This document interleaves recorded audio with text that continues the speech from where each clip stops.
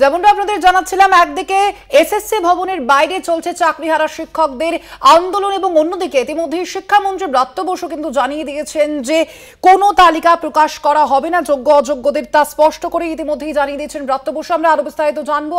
এই মুহূর্তে এসএসসি ভবনের সামনে থেকে রয়েছেন আমাদের প্রতিনিধি সত্যসুন্দর ভট্টাচার্য। সত্যসুন্দর, যেমনটা তুমি জানাচ্ছিলে, আজকে শিক্ষামন্ত্রী যেমনটা জানালেন যে যোগ্য অযোগ্যদের কোনো তালিকায় কিন্তু প্রকাশ করা হবে না, স্পষ্ট করে জানালেন তিনি। এর পরবর্তীতে চাকরিহারা যারা যোগ্য শিক্ষকরা রয়েছেন তারা কি বলছেন?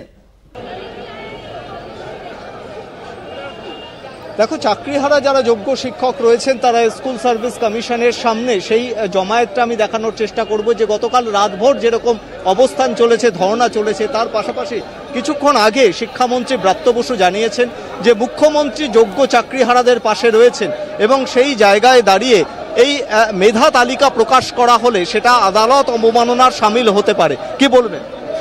দেখুন, অ্যাকচুয়ালি তো শিক্ষামন্ত্রী অনেক সময় অনেক রকম কথা বলেন।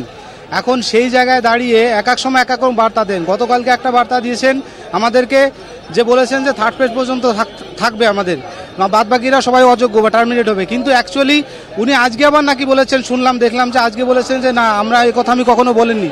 তো উনি কখন যে কি বলেন, কখন যে স্বীকার করেন যে মানে নিজে থেকে যে কোনটা বলছেন উনি এক জায়গায় একবার মন্ত্রী সরাসরি জানিয়েছেন যে এই যে 3য় বা 4র্থ দফার কাউন্সিলিং এরকমটা কিন্তু নয়।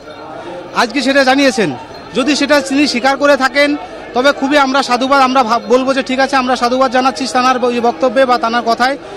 কিন্তু আমরা যতক্ষণ না পর্যন্ত এই যোগ্য অযোগ্যের লিস্ট সেগ্রিগেটেড না হচ্ছে, অর্থাৎ যোগ্য অযোগ্যের লিস্টটা আমাদের না পাচ্ছি, ততক্ষণ না পর্যন্ত আমাদের আন্দোলন আমরা থামাবো না এবং আমাদের এটা চলতে থাকবে। কখনোই আমরা এটাকে বিরাম রাখবো না। এই আন্দোলন আমাদের চলতে থাকবে এবং যতদিন পর্যন্ত আমরা একটা সুনির্দিষ্ট একটা লিস্ট পাচ্ছি ততদিন পর্যন্ত আমাদের আন্দোলন আমরা চালিয়ে যাবো। শিক্ষামন্ত্রী পাশাপাশি এটাও জানিয়েছেন যে সুপ্রিম কোর্টের এমন কোনো নির্দেশ নেই যে তালিকা প্রকাশ করতে হবে। সুপ্রিম কোর্টের ব্যাপারটা সেটা সম্পূর্ণ দেখুন, এটা আমাদের, উনি তো নিজে এক এক রকম এক এক সময় কথা বলছেন যে কখন কি বলছে, কিন্তু সুপ্রিম কোর্টে তো অলরেডি বলে দিয়েছেন কারা যোগ্য আর কারা অযোগ্য। তুমি আপাতত আবারও আমাদের সঙ্গে থাকো। আমরা সময় হয়ে গেছে একটা ছোট্ট বিরতির, ফিরছি বিরতির পর, সঙ্গে থাকুন।